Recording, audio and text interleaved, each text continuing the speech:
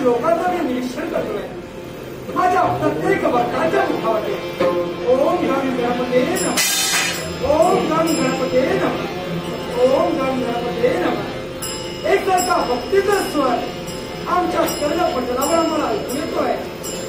भक्तजनो आहे त्या तुमच्या आराध्य देवताचा गणपती गणपतीचा मंगलमय आशीर्वाद, मंगलमय आशीर्वाद. तो आम्ही फक्त एक निश्चित या देवाचा त्याने निर्णय झाला.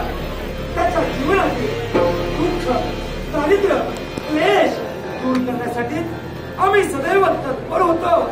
आणि म्हणून या सकल विश्वानं माझ्या भक्तानं सुख करता आणि दुःख हरता म्हणून आम्हाला उपाधी प्राप्त करून दिली.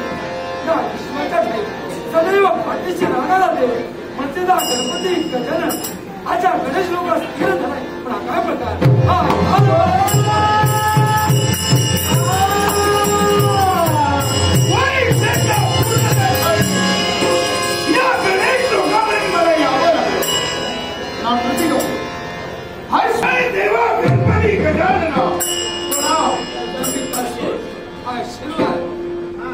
आज आमच्या जणी लीन झालास, पाताळ भुवनाचा त्याग केलास आणि या गणेश लोकांपर्यंत आलास. मुद्दा आश्चर्य एका थोर इच्छेला तुझ्यापर्यंत आलोय. म्हणजे आज स्वतःच्या मनात इच्छा निर्माण करून या गणेश लोकांपर्यंत आलायस. रजतमस्तत्व ब्रह्मा विष्णू आणि महेश या तीन देवता श्रेष्ठ.